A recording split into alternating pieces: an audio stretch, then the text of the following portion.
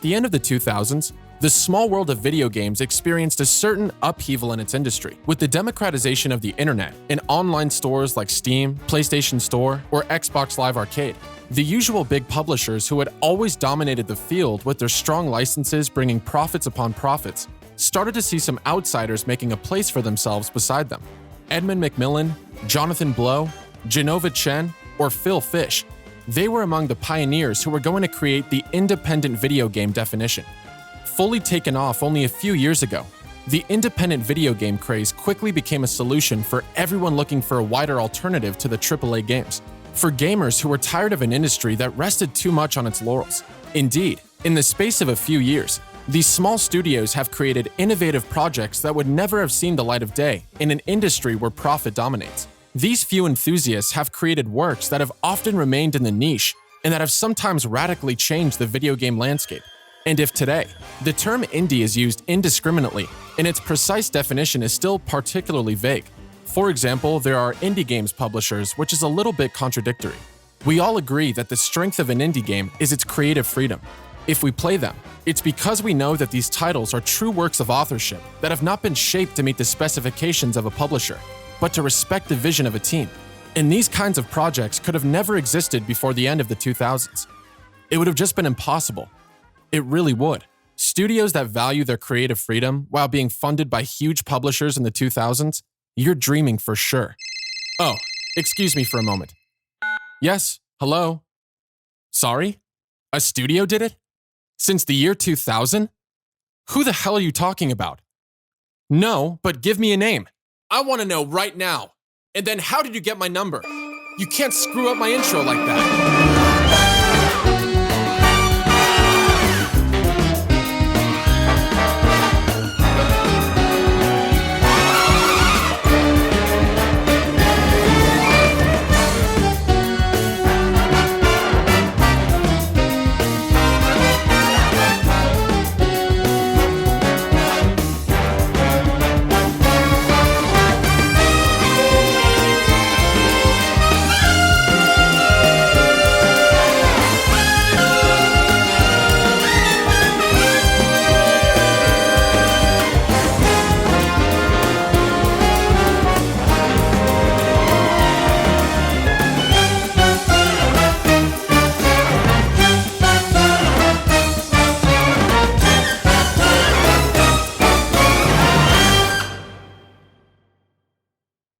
The story of Double Fine Productions began when it was founded in July 2000. Three veterans of the video game industry decided to invest in a small space in San Francisco to set up their first video game studio. There, they furnished the place to create a friendly environment to work in, quickly started recruiting, started their first project, and honestly, it wouldn't be very relevant to start our story there. Because although this is the official creation of the studio, the Double Fine spirit was already present years before. More precisely, 18 years before. In 1982, in a galaxy far, far away. At that time, George Lucas was at the height of his fame after the success of Star Wars: The Empire Strikes Back, and was preparing to release the conclusion of his trilogy with Return of the Jedi. But at the same time, the director, always very interested in new technologies, decided to found Lucasfilm Games, a company specially dedicated to the development of video games. The company spent its first years developing technologies that revolutionized adventure games on the PC, and released a few titles such as the first two Maniac Mansion games and Geographic TV, an interactive and multimedia medium for teaching the history of the United States of America to school children. But in 1989, everything changed for the company, which had a completely new organization. First of all, the name Lucasfilm Games was changed to a name that is much better known today. Then, we revolutionized the adventure game genre on PC by creating the point-and-click, a great innovation for the time since, for the first time, the mouse will be used by the player to progress and not the keyboard. A much more intuitive system that the studio will use for almost all its future productions. During the 90s, games like Monkey Island, Sam & Max, or Day of the Tentacle will quickly start to make a place in the heart of the gamers of the time. At the same time, it must be said that LucasArts wasn't your typical studio. The fact that it was founded by film professionals inevitably influences the way they create their games. They use their writing and animation skills to craft works that were unlike any other in the industry at the time. Few titles had such effective, mature, caustic humor in animation quality as the LucasArts games. Like cult movies, gamers who discovered titles like Day of the Tentacle or Monkey Island still remember their many memorable moments. If you try to fight us, you will get a nasty whacking. If you disrespect our singing, we will feed you to a kraken. A pirate I was meant to be. Trim the sails and roam the sea. This blessed era of LucasArts games was due to true writing geniuses such as Ron Gilbert, creator of Monkey Island, Dave Grossman, LucasArts writer and developer of the Scum engine, Michael Stemmel, who would later work at Telltale Games on The Wolf Among Us and Tales from the Borderlands, and Tim Schafer, future founder of Double Fine, which, as you can tell by my intonation and that music in the background, is going to be of particular interest to us.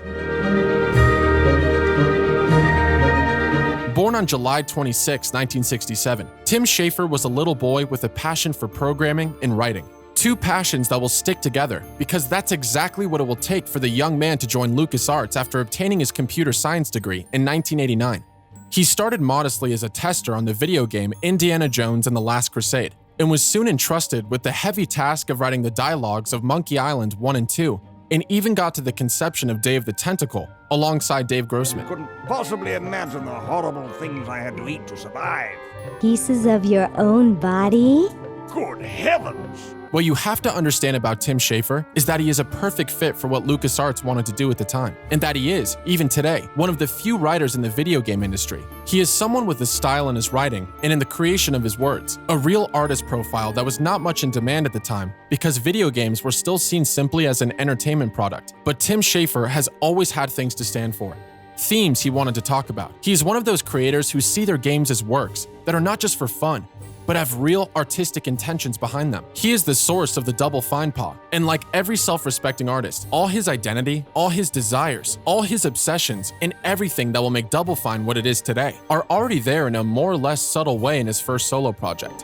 In 1995, LucasArts offered the man the opportunity to create and direct the design of his very first game, Full Throttle.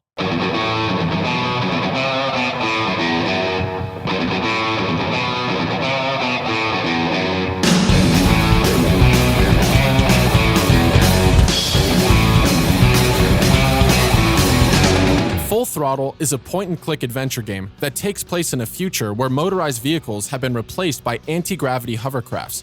The player plays as Ben, leader of a biker gang called the Polecats, who has agreed to escort Malcolm Corley, the last motorcycle manufacturer in the country, to his shareholders meeting. Ben soon realizes that the whole thing was a setup and finds himself in the middle of a conspiracy that he must get out of as quickly as possible. Through its simple but catchy synopsis, Full Throttle offers us to live a real-time trial race in the middle of completely crazy characters. The title gathers all the gameplay specificities of a LucasArts game, namely its point-and-click mechanics so dear to the studio, as well as its countless absurd puzzles that will make you rack your brains throughout the adventure, or that will make you regularly glance at the solution, depending on how you decide to play. By the way, we'll talk about this later, but these very complex puzzles contribute largely to the fact that LucasArts games have aged extremely badly and are quite tedious to play today. If Telltale Games, which is the studio that largely took over the LucasArts games model, decided to hide all these puzzles to focus more on the narrative, it's not for nothing. But if on the one hand, the title gathers all the salt of a LucasArts game by its gameplay, it also transpires the Tim Schafer touch by its narration. Of course, the story is full of crazy situations like in the greatest adventure movies. Laissez-moi entrer, cachez-vous. But there is also an omnipresent sense of humor that never ceases to hit home. But what makes Full Throttle a definitive Schafer game in spirit are the themes addressed in this 1995 title, and that we will find throughout the artist's career. The game tells through the characters of Ben and his gang the story of outcasts who refuse to adapt to a way of thinking that does not fit them. And this way of thinking that doesn't fit them is represented here by the character of Adrian Ripberger, a businessman with a thirst for power and money, preferring to give up what made his company valuable and authentic for profit. Here, he wants to stop making the famous motorcycles that made Corley Motors famous, to adapt to the market and start making flying vehicles, as all his competitors do. Full Throttle tells the story of the destiny of different and passionate people ready to fight against the big capital to keep their freedom alive. Although the game does not claim to be a political work, we can already clearly see themes that are close to Tim Schafer's heart. Was this an unintentional message? Was it something that happened in Schafer's personal or professional life that he wanted to get out? Or was it something he wanted to convey to the player? Although I don't have a precise answer to give on this subject, It is impossible to say that it is only by chance, as these themes will come back many times in his following productions and even in his own life. Just after the end of the development of Full Throttle, LucasArts wastes no time and decides to give Tim Schafer a new project, a more than ambitious project. The company is not at its best and realizes that the adventure game genre is in decline. Sales were not keeping up, and if the studio wanted to continue to operate, it had to innovate as it had done at the time of the first Monkey Island. So, Tim Schafer had carte blanche to create the game that will revive LucasArts, and for that, he and his team will redouble their efforts to think outside the box. First of all, the good old Scum engine used since the beginning of the 90s is gone. We say goodbye to it, they develop a new one, and we can say hello to Grime, the engine that will allow LucasArts to create its first 3D point-and-click, a crazy novelty for the time. Several $1 million are invested, which makes it the most ambitious project of LucasArts. A lot of efforts are put into it in order to relaunch the point-and-click machine, and after more than 3 years of development, immersed in the world of Aztec mythology, film noir, jazzy music, and cigarettes consumed without moderation, one of the greatest works in the history of video games was finally released in 1998, Grim Fandango.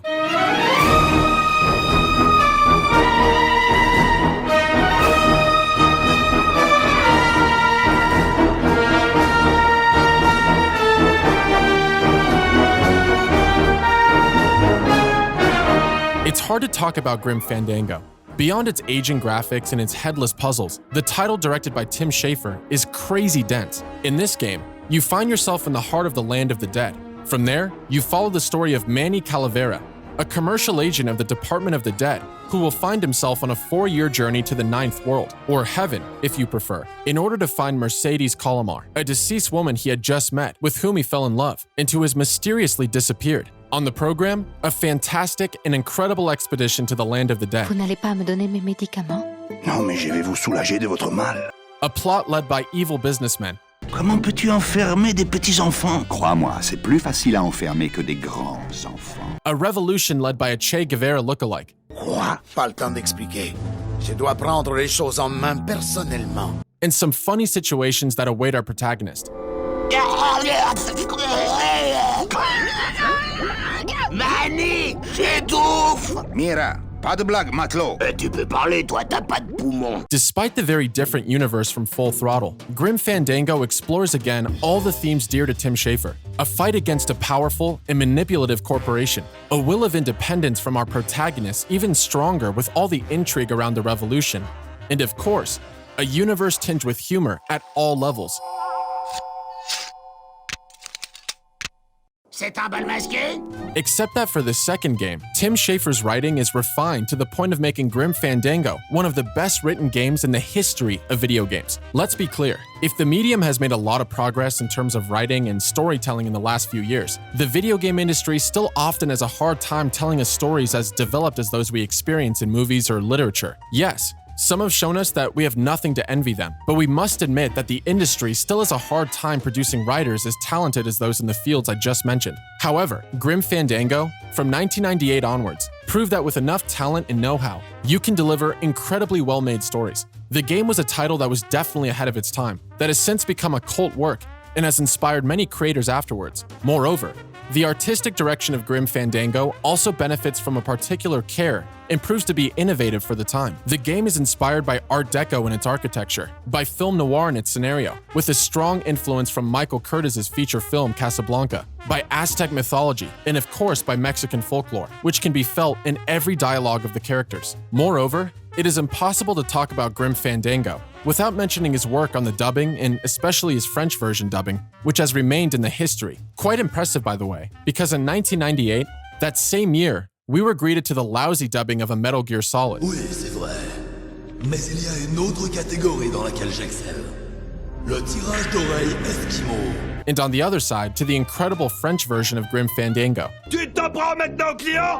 Tu sais que tu commences à me plaire, Manny? Si t'as pas décroché un gros contrat avant le prochain rapport, dehors, compris? Je te vire! Au shop-tu, garçon! Qu'est-ce que tu feras avec ton costard kitsch et ton sourire Colgate? Je me le demande! Comment ça, je suis un rebut? Comment osez-vous? Non mais arrêtez! Non. And finally, to finish on the sound part, the work of Peter McConnell, whom we will speak again later. on all the music creation is also to be greeted, mixing South American inspirations with subgenres of jazz. In short, Grim Fandango is a real masterpiece, which innovates on many aspects and whose qualities make you forget the puzzles that are impossible to solve without a solution in front of you if you don't want to spend months on them. A title that succeeded in its challenge, that was ahead of its time, that is still ahead of its time today, and that may even have been a bit too much so. Because despite the game's rave success from a critical point of view, and despite all its good intentions to revive the adventure game genre on PC, Grim Fandango was a real commercial flop. LucasArts had to face the facts. The point and click was over. Gamers didn't want it anymore, and turned to new horizons much more promising, such as FPS, RTS, or even the arrival of the first PlayStation. For LucasArts, it was necessary to change its approach. The company had invested a lot of money in Grim Fandango, which was not profitable. It was therefore necessary to adapt as quickly as possible, and following this failure, the company decided to undertake a huge restructuring.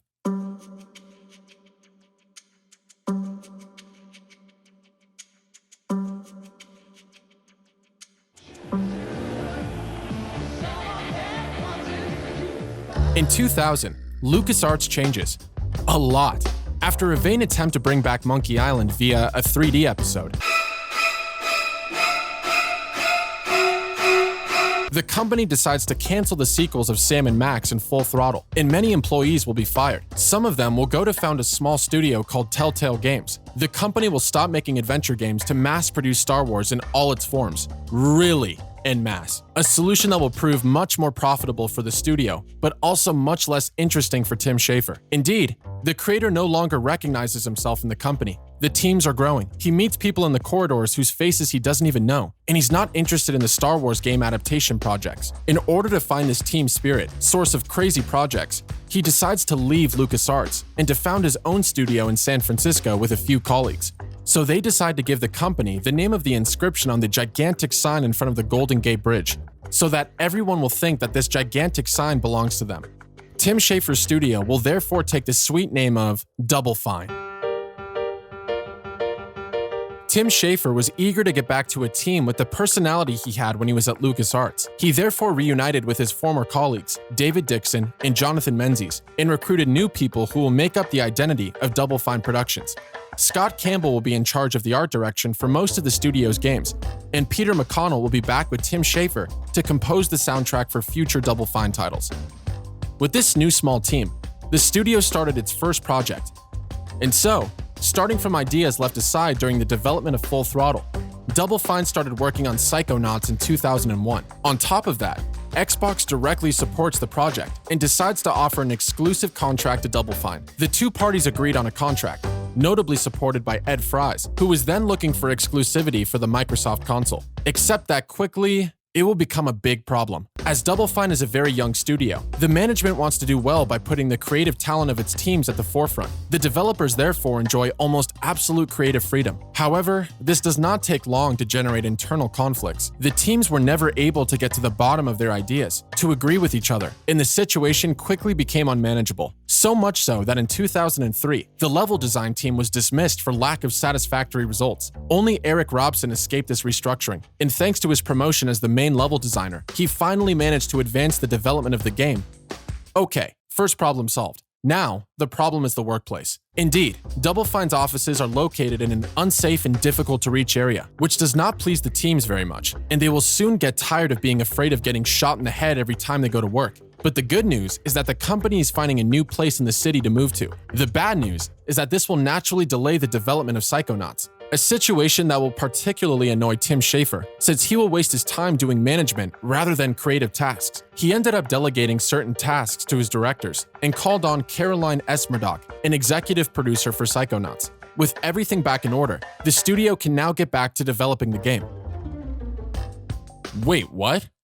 Ed Fries is leaving Xbox? Well, yes, and his departure from the Green X company in 2004 will have a direct impact on Psychonauts. The manufacturer, impatient with the delay in the game's release, asked Double Fine to revise a large part of its scenario and various design elements. Tim Schafer and Caroline S. Murdoch were opposed to this, and Microsoft decided to cut ties with Double Fine, who were considered too expensive and unable to respect a schedule by the manufacturer. But while the future of the game has never been more uncertain, Tim Schafer is pleased that Will Wright, creator of The Sims, is backing the company with a loan until a publishing deal is reached and signed with Majesco later that year. However, this new agreement does not bring only good. The publisher presses the teams to release the game on PC and Xbox, and will impose the release of a PlayStation 2 version. Thus, the Double Fine Productions teams have to be on all fronts to finish the project in time. They give themselves without counting the cost, undergo a period of crunch, and despite this, the studio manages to innovate in its working methods and quickly differentiates itself from other development studios. The team elaborate a multitude of new tools to optimize the creation of Psychonauts and to offer a maximum of autonomy to the developers. Monthly meetings are also set up to detail and validate each movement of the hero, while creation supports are made available to the scriptwriters to directly visualize the models of the game during the manufacturing of the cinematic sequences.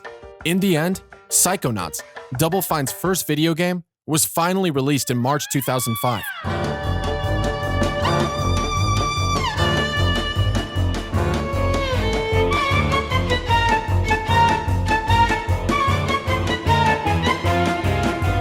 After years of more or less complicated development, what remains of Psychonauts? First of all, and quite importantly, for a first production, the studio wanted to break away from the point-and-click gameplay of LucasArts games in order to try a brand new genre for them, the 3D platformer. And like Grim Fandango, Psychonauts will start from a simple but terribly catchy universe proposal that will be exploited to the max throughout the adventure.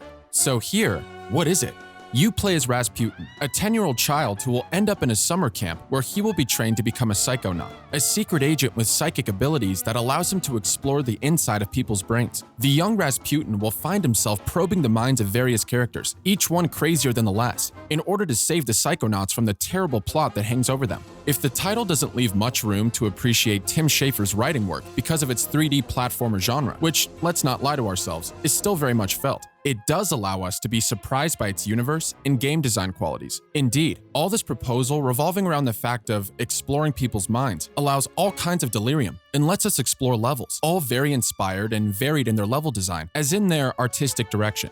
Each world being each time a little gameplay idea, which can please or displease, and which will also contribute to always feel out of place. Moreover, even if we deviate a lot, we still feel that the point-and-click heritage is still present. Indeed, many levels such as the Milkman's level or the theater level ask us to solve various riddles more or less absurd, but still much more feasible than those of Grim Fandango. Rest assured. To continue with the LucasArts legacy, we feel that Double Fine has also perpetuated this know-how in the animation of the characters. Indeed, already in 2005, the work on the expression and the movements of the protagonists is quite notable, giving personality to the whole. Scott Campbell's art direction, helped by Peter Chan's incredible talent, also contributes to this famous character, giving the game a psychedelic and colorful side that is absolutely unique and delightful. And as for the writing, Tim Schafer has still undeniably put his best foot forward. Always the same kind of crazy humor, always the same themes that come back. A hero, different from the mass, rejected by his relatives,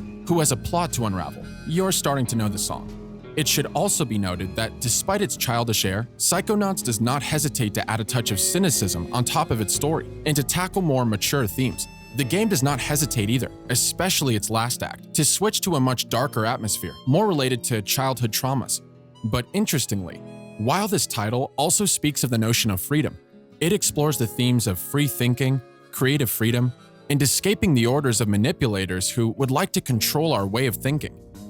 If we don't really know at which stage of development it was a question of implementing this kind of message in the game, it is nevertheless quite amusing to see the parallel between the story of Psychonauts and the development of the title, where Tim Schafer and his teams categorically refuse to touch the basic ideas of their game, according to the orders of Xbox, having as a consequence to be left aside by the manufacturer. Quelle horreur, je ne peux pas poser les yeux dessus, mais je contrôle mon dégoût. Je le gère, je me concentre et le libère. Et le monde se porte mieux. À toi.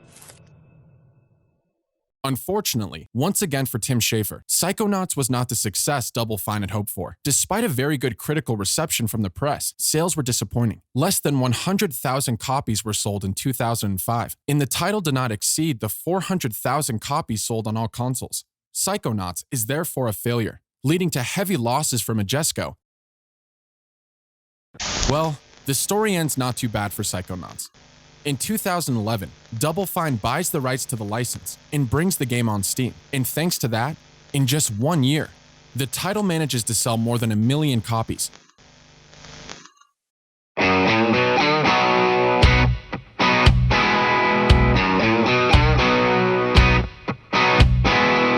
After the release of Psychonauts, Tim Schafer gathered his team to pitch them an idea for a new game they could work on. It's an idea that Schafer feels very strongly about because it's a concept that has stuck with him for the past 15 years. So he presents this potential game by evoking the different ideas he has been nourishing for years, inspired in a big part by the covers of metal albums. And, oh great joy, the rest of the team welcomed this proposal. Thus, Double Fine started the development of Brutal Legend. The project is on track, and the ideas are already very clear internally. The studio wants to create an action-adventure game punctuated by real-time strategy sequences, and the world of rock will be a major inspiration for creating Brutal Legend. However, meetings and numerous coincidences will punctuate the development of the title to make it a completely unusual story. As it stands, Double Fine has no intention of gathering a 5-star cast for its game, which will ultimately see a host of celebrities present. First of all, the first star to join the game, and not the least, Jack Black.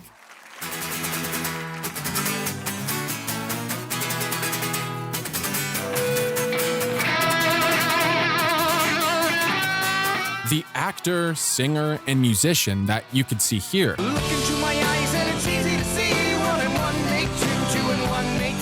or here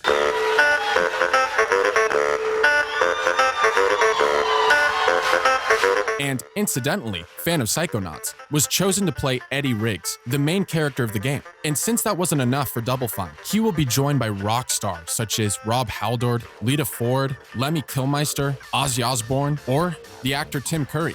With all these stars in the cast, it will be more than 35,000 lines of dialogue that will be recorded, in which we will even find some improvisations of Jack Black in concerts. But to go through with his idea, Tim Schafer has to find a publisher once again, a part of his work that he doesn't like anymore since the Psychonauts episode. But let's just blame it on bad luck and say that this time, it will work out better. It's going to be better, right? Come on, tell me that it's going to be better. To tell the truth, it started out pretty well. Tim Schafer had just gathered an unexpected cast of stars, and as if by a stroke of luck, we were also at a time when Guitar Hero was a hit on all consoles and rock was making a thunderous comeback on the scene. The doors opened easily for Double Fine, which found a publishing agreement with Vivendi Games. Everything seems to be going well for Double Fine, but they should not forget that they are called Double Fine and that they and the publisher do not fit. The first hitch encountered by Double Fine came shortly after the merger of Vivendi Games and Activision in 2008. The newly formed company, named Activision Blizzard, seems to have dropped Brutal Legend little by little and is even starting to stop programming it in its upcoming releases. Tim Schafer and Caroline Esmerdock learn the news via a press release at the same time as the general public and find themselves, again, without an editor. Result? Tension, anxiety, and stress within the studio, which starts looking for a new publisher. Tim Schafer feels that the mood of the team is at its lowest, so he decides to compensate for this by launching the Amnesia Fortnight initiative internally. An appropriate name since the principle of the Amnesia Fortnight is to make the members of the studio forget everything that is in progress to devote themselves during 15 days to the conception of a brand new game prototype. This initiative is not related to any publisher's request, but simply set up by Schafer to allow the teams to get together, have fun, and release the pressure of the last few weeks. In fact, this period will see the company divided into 4 groups, each of which will have to create a new game concept and present it to the others. The operation was extremely well received by the Double Fine teams and resulted in 4 concepts. 4 proposals that were enthusiastically received by the employees and that were put in the drawer to refocus on Brutal Legend. By the way, good news. At the end of 2008, Double Fine signed a new publishing contract. Electronic Arts, or EA if you prefer, has indeed approached Tim Schafer and becomes the new publisher of the game. The development goes on, and so in 2009, the long-awaited Brutal Legend is released. I said, that's how in 2009, we've seen the release of the long-awaited Brutal Legend. Brutal Legend. No? Wait, there was a trial? Seriously? Well, yes, because in February 2009, Activision Blizzard came back to bother Double Fine by saying, "But wait, the publishing deal you have with EA, it's not viable at all. We're still negotiating with you. We never broke off permanently. But wait, You totally deprogrammed the game from the release schedule without telling us, and we didn't hear from you for about 6 months. These are fake accusations you're making here. I don't accept this. I am suing you and Electronic Arts. As a result, in June 2009, Activision Blizzard sued EA and Double Fine to prevent the marketing of Brutal Legend. According to them, $15 million were injected in the development of the game, and the publishing contract signed by Vivendi still applies. But in July of the same year, Double Fine Productions dropped a big "you're busting my ass" and is also suing Activision Blizzard, arguing that Activision had dropped the game after its merger with Vivendi and a failed attempt to convert the game into a Guitar Hero sequel. But since we're telling you that we never gave up on it, close it. At that time, Tim Schafer also said that Activision had tried to turn the game into a Guitar Hero sequel, and that the publisher's actions were only to protect that license. Thus, in August 2009, after a battle of several months with lawsuits, the case ends with a simple and boring settlement between Double Fine and Activision Blizzard. No information has ever been shared about this agreement, but I doubt that it was done in a good mood, since in 2010, it did not prevent Tim Schafer from insulting the CEO of Activision Blizzard, Bobby Kotick, in terms that are not very brilliant, that I'm not allowed to say here. It's great to work in the video game industry, and especially at Activision Blizzard. But anyway, after all these setbacks, Brutal Legend is finally released on PlayStation 3 and Xbox 360 in October 2009. Yes! It worked this time!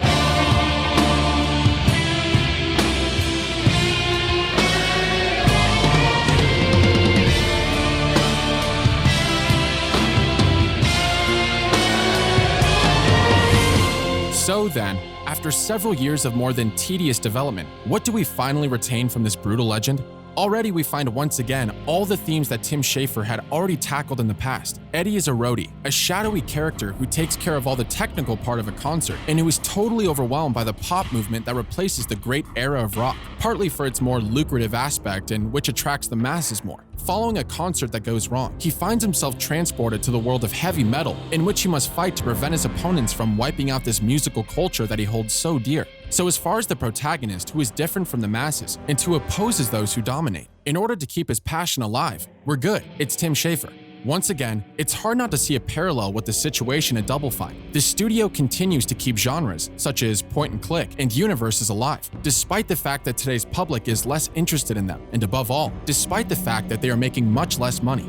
Like Eddie, Double Fine is a studio that wants to remain authentic with the values they have. In this Brutal Legend, we can say that it has a very singular proposal. Well, it's an open world like we were beginning to see at the time, but it has the merit of having been released before the tidal wave of Ubisoft-style open worlds that have seriously affected the medium. And above all, it doesn't prevent the story from developing. There is not a lot of back and forth to do, and the more than forgettable side quests can be skipped by the player if he doesn't want to do them. But beyond that, it is undeniable that Brutal Legend is a video game that tried many things for its time, things that worked and others less so.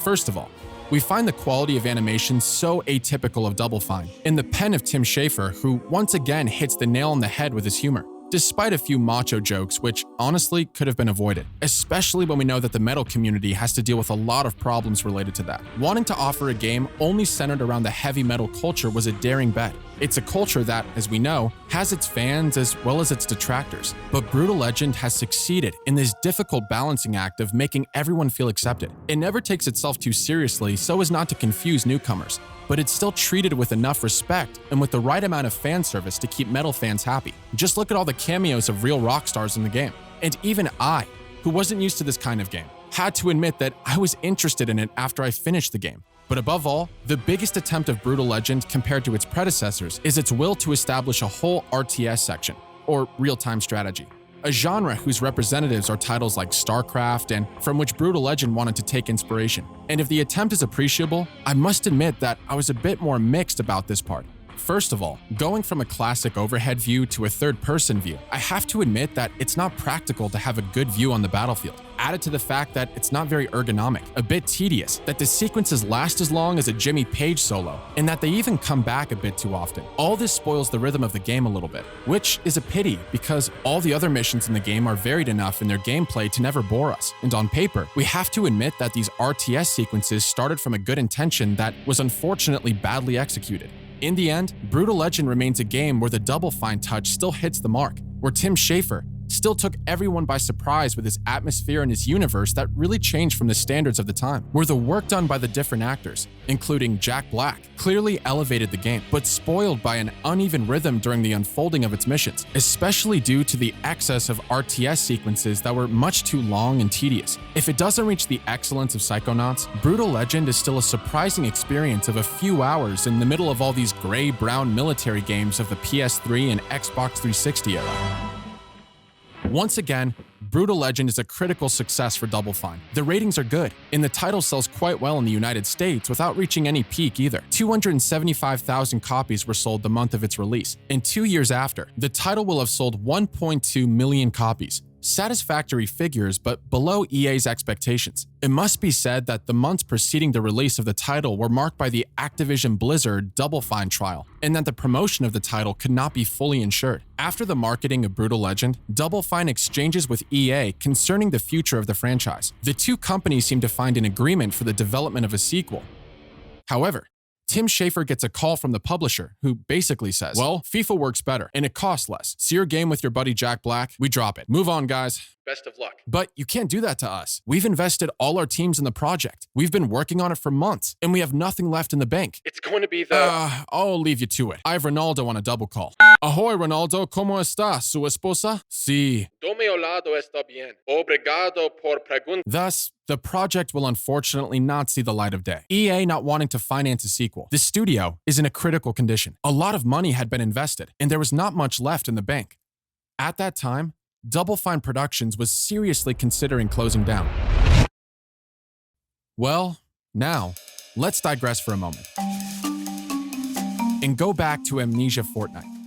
This initiative, led by Tim Schafer, was originally intended to help employees relax during the development of Brutal Legend, will ultimately have a greater impact on the company's fate than expected. The company, being in a critical financial state at the time, Double Fine will decide, in order to survive, to make a second Amnesia Fortnite and to take out of the drawer all the game prototypes that have been selected. But instead of keeping them for themselves, the studio will simply decide to sell them. In total, Double Fine will own 6 concepts that they will rework, improve, and turn into video games.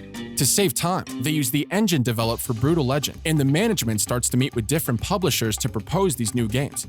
THQ will be the first publisher to trust them, and will publish Costume Quest in 2010 and Stacking in 2011, which will delight the publisher since they will make many sales. Iron Brigade was released on the Xbox Live Arcade by Microsoft Game Studios in 2011. The Happy Song concept will benefit from the addition of the Sesame Street license and will become Sesame Street Once Upon a Monster. The game will also be released in 2011 under the aegis of Warner Bros. Interactive and will have the particularity of being playable through Microsoft Kinect. So, with these games from the different Amnesia Fortnites, these are 2 extremely interesting things to remember. First of all, this situation that Double Fine is facing at the moment, which is releasing several smaller projects than what they did in the past in order to replenish the company's coffers, is a reality that many video game studios in the industry are facing. Releasing ambitious AAAs and innovative indie titles is not something that can be done on a regular basis for most studios, because all that investment requires a huge risk that may not pay off. With these titles, which admittedly may not seem as striking, companies can at least secure a few pennies in their pockets without having to spend millions every time. And finally, even if these are titles that are not likely to appeal to the gamers that we are, because they are intended for a more casual audience, it is still impressive to see that the Double Fine teams have a certain love for each of these games. Tim Schafer never went and devalued a Costume Quest compared to a Psychonauts. On the contrary, because each of these games that came from game jams, even if they are not iconic video games, have concepts to propose that deserve to be carried out in order to make video games. And each of these titles testifies to Double Fine's will to be creators who try, who remain open to novelty, and who do not lock themselves into a genre that they constantly recycle. Moreover, these games pleased the developers so much that they did not hesitate to make several editions of the Amnesia Fortnite, where the studio even partnered with Humble Bundle to offer charity formats. You begin to understand that, after many ambitious and expensive projects, with tense relations with publishers and risky choices that put the very existence of the studio in danger, there are some changes that are made in the editorial policy and a lot of questioning. And if the studio manages to get out of the water in 2011 thanks to its small games, another event will be decisive to seal the survival of the studio, namely, an exchange on Twitter. Because among its fans, Double Fine counts some personalities with important finances, including a certain Steven Dengler, entrepreneur, pilot, multimillionaire, and fan of Double Fine games, who would like to see the studio bring its games to the PC. During a conversation on Twitter, the businessman asked Tim Schafer what he was waiting for, and the creator simply replied, $300,000. It was, at the time, a humorous answer. But Steven Dengler was not kidding, because he really wants to see these games on PC. He wants to play Psychonauts on PC. And after a few exchanges, Steven Dengler officially becomes a partner of Double Fine and injects, via his company, Dracogen Strategic Investments, several $100,000 into the studio. With this agreement, Double Fine recovers the rights to Psychonauts and brings the title to PC and Mac. At the same time, Costume Quest and Stacking, published earlier by THQ on Xbox Live and PlayStation Network, were also offered on PC, and Double Fine began self-publishing. By Tim Schafer's own admission, this is when the studio started to really make money. Psychonauts alone on Steam made more money in 2011 and 2012 for the studio than in all previous years combined since its release in 2005. So the founder of Double Fine began to realize that by owning the rights to their own games and no longer going through the middlemen that were the publishers, the company was really starting to make money. And he realized, on the contrary, how much they were losing by not controlling their own destiny. So, with all the restructuring that has happened since the first Amnesia fortnight, the release of the first smaller games, and the investment of Steven Dengler, Tim Schafer is beginning to realize that for the future of the company, it was going to be important to get away from the publishers and get a better deal themselves.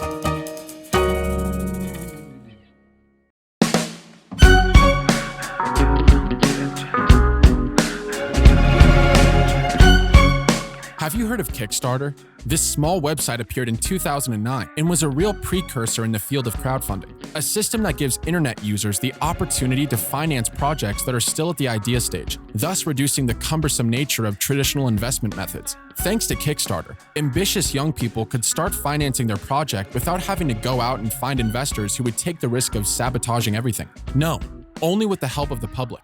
And in this website, which was still in its infancy at the time, Tim Schafer, who, as I said earlier, was eager to get away from publishers, saw an opportunity to set up his next big project. He said this during an interview with Two Player Productions, a studio that makes all kinds of documentaries about video game culture. The exchange between the two parties continues well beyond the recording. The feeling passes well, and Two Player Productions comes to propose to Tim Schafer to realize a documentary on the development within Double Fine, but not immediately, because Two Player is already working on a making of dedicated to Minecraft. But in November 2011, the production of this documentary is finished, and the company approaches Double Fine again. The idea then takes shape, but Tim Schafer quickly sees a barrier. A publisher may impose its vision, and the honesty of the filming cannot be ensured under these conditions. Without a budget to make the documentary, the studio boss has the idea to propose a Kickstarter to raise funds and promises the development of a small game to provide material for filming. Well, this small game will quickly turn into a huge project. Tim Schafer promises an adventure game in the same vein as Full Throttle or Grim Fandango, and hopes to use his reputation and that of his past at LucasArts to convince the masses.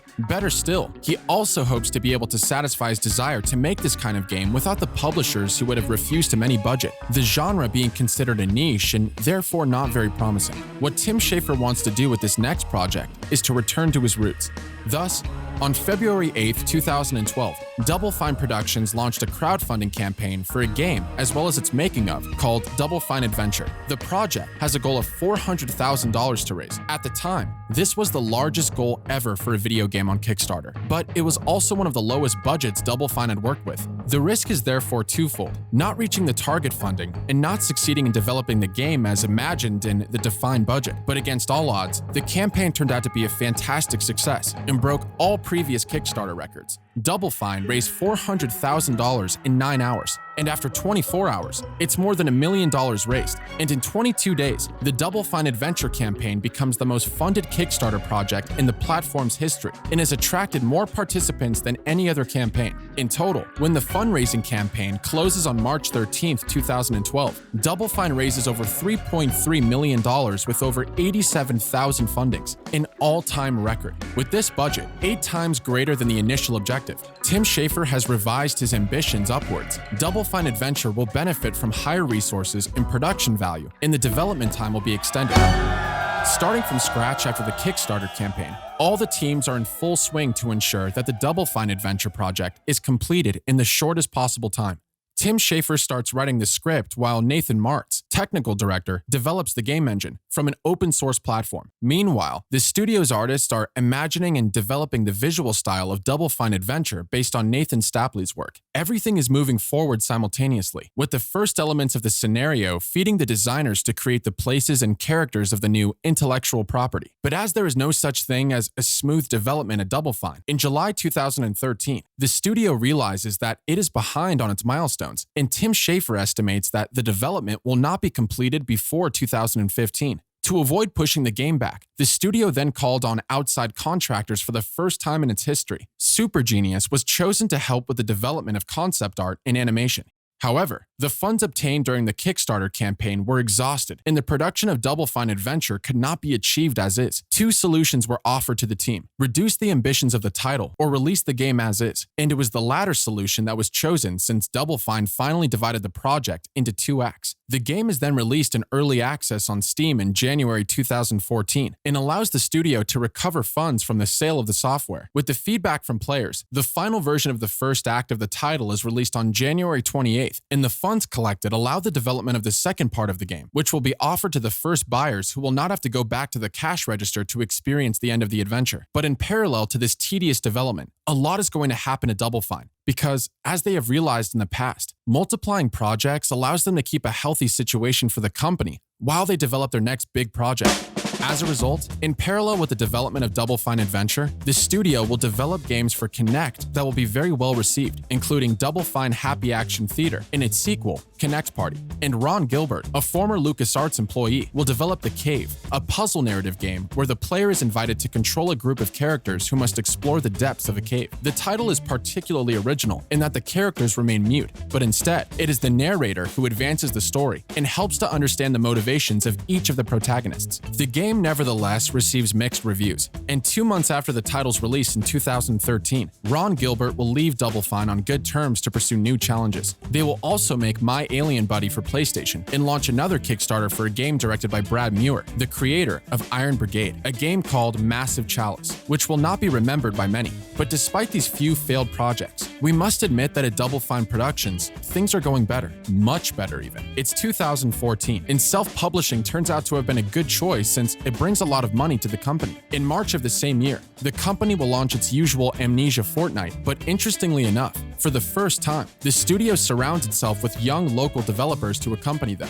During the discussions that took place, Tim Schafer became aware of the help that Double Fine could give to independent developers. So the company's director quickly put things in place, and at the end of the month, the company announced the creation of Double Fine Presents, a structure that allows independent studios to benefit from concrete help for the development and publishing of their games. The first title to benefit from this support will be Scapegoat 2. The game will be released on March 24th, 2014, with Double Fine support for both the promotion and publishing of the title. They will do the same for Fast Life, created by Rocket Science Amusement. Unfortunately, the game will not be released as planned. Rocket Science Amusement made other games, and Last Life was left on hold for many years, before seeing the light of day in another form in 2018. Mountain will also be published by Double Fine, a rather atypical simulator where you play as a procedurally generated mountain floating in space and with a minimalist interaction. What? But where the studio will find its gem is obviously with Gang Beasts. This crazy party game with rather random physics will find its small success very quickly. At the same time, Double Fine, which is eager to return to its first love, decides in parallel with the development of Broken Age to bring out the first games of Tim Schafer. At E3 2014, the studio announced at the PlayStation conference the return of Grim Fandango. Thanks to Sony's financial support, Double Fine has indeed become the owner of the license previously in the hands of LucasArts. In exchange for this monetary contribution, the remastered version is released on PC and as a console exclusive on PlayStation 4 and Vita. Nevertheless, the title will eventually be released on the other platforms a few years later. Shortly after, the remastered version of Day of the Tentacle was released, and a few years later, in 2017, a remastered version for Full Throttle. The game obviously gets reworked graphics, but also a completely re-recorded soundtrack. In the meantime, the development of Broken Age Act 2 continues not without difficulty. Double Fine is forced for the first time in its history to lay off employees following a dispute with an editor who will cancel a project. forcing 12 people to leave the company. Nevertheless, the writing of the scenario for the second act of Broken Age ends in October 2014. The development continues, still has some setbacks since the release of the second act is postponed. But after 3 years of development, a project management that once again leaves something to be desired, and a Kickstarter that will have made debate, Double Fine Adventure, renamed Broken Age, is finally released in its full version on April 29, 2015.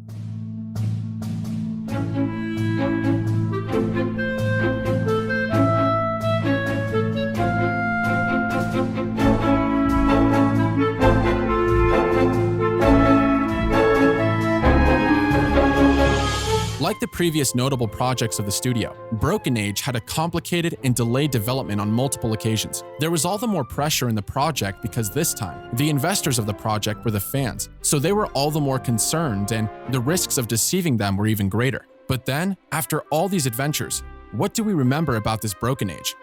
And above all, does the Double Fine touch still have an effect today? Let's be fair, it's complicated. Broken Age tells the story of two characters living in opposite worlds. We follow the destiny of Shea Volta, interpreted by the good Elijah Wood, that we could see in this movie, for example. A teenager forced to follow an excessively boring routine in a much too maternal spaceship. I wish you'd call me Mom, sweetie. I wish you called me Captain, computer. Okay, Captain, sweetie. Let's get down to business. And in parallel, we follow the story of Vela Tartine, a young girl condemned to be offered as a sacrifice to a creature so that the latter does not destroy the whole village where Vela lives. As you can imagine, an event is going to alter the lives of each of these characters, and if their respective destinies have nothing to do with each other at first sight, you will quickly realize that they're in fact linked. With this game, we can clearly feel the desire of Double Fine, and especially Tim Schafer, to bring back a formula like what was done in the LucasArts era. Something they could never have done with the pressure of a publisher. So yes, crowdfunding allowed them to take the necessary freedom. We find all the great themes addressed by Tim Schafer, the struggle against the powerful, the desire to remain free, to be deviant. But through this title, the author has certainly signed his most personal work, because as indicated in the end credits, Broken Age is directly dedicated to Tim Schafer's parents. He was able to tackle the themes of fatherhood and transmission, and through these colorful characters, the author had to put a lot of what he knew into the work. The writing works very well. The humor hits the nail on the head. The art direction is enchanting. So we find everything we love in a Double Fine game. And yes, it's certain that this style could have been expressed even more without the constraints imposed by a publisher. But unfortunately, the Kickstarter solution wasn't a miracle either, because let's remember that Broken Age is the project of Double Fine with the smallest budget. In comparison, Psychonauts got $11.5 million, while Broken Age only got $3.3 million. And that's something you can feel when you play the title. It couldn't live up to its ambitions, and that's frustrating, because we would have liked him to go further in his intentions, and it's obvious that he wants to, but he can't. And that gap is even more noticeable between the first and second act of the game, where the first half manages to have enough rhythm to keep the player in suspense all along. The second extends its lifespan by absurdly complicating the puzzles that made a little more sense in the first act, and by making us go through the same places as the ones we discovered before in the game. And if, as I said, the writing works well and the dialogues are deliciously written, the Knife being certainly one of the best characters written by the studio so far. Don't take it personally, kid. It's just what I do. For instance, just a minute ago, I took down this whole ship after ripping the very fabric of space itself. So you got off easy.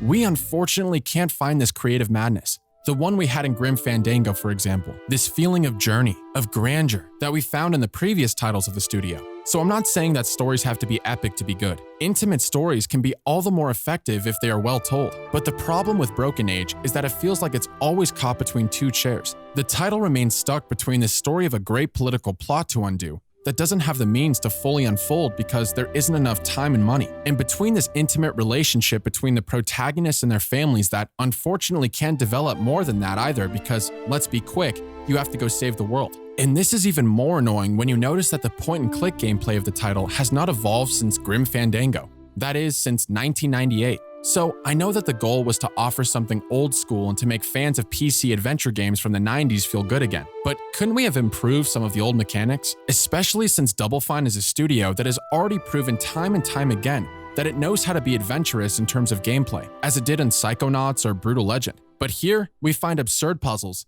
sometimes impossible to solve without a solution. And if I can understand that Grim Fandango doesn't include a clue system in its game, it's a pity that Broken Age doesn't do it either. So yes, Broken Age is a game full of charm, very cute, which is not that unpleasant to play, especially for its first act, and where there is everything we like from Double Fine, but we can't find the magic, the desire of the studio to give more. The title remains trapped in its low budget, which makes it unable to go to the end of what it undertakes, and in its gameplay, it even looks cheesy, which is a shame for a studio that has always promoted its desire to be creative and innovative. And all this was not helped by the huge delays Broken Age suffered. It took more than a year between the release of Act 1 and Act 2, which is huge.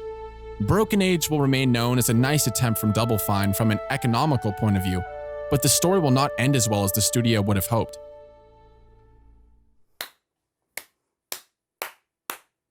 As you may have noticed, Double Fine has been a studio that has experienced many setbacks over the course of its 20-year life. From the creative side to the management side, as well as the relationship with the publishers, the company has been the source of many attempts, many first steps, many of which have been mixed results. In fact, Double Fine was truly a studio ahead of its time. If at the beginning, I compared Double Fine with the independent studios that have emerged in recent years, it is not for nothing, because Tim Schafer's company was the one that, long before anyone else, had the approach of an independent studio in an industry that was not yet ready for it. The studio has always communicated a lot through its developments through videos, documentaries, taking care to show the reality of the industry, which is something that even today isn't a common trend. They also have a very atypical editorial line, which gives pride of place to creative freedom, which wishes to offer non-aseptic works with strong concepts. As we've seen here, all of Tim Schafer's games deal with this theme, which is so important to him that he has made it the main subtext of all his creations. Despite their very different universes, Full Throttle, Grim Fandango,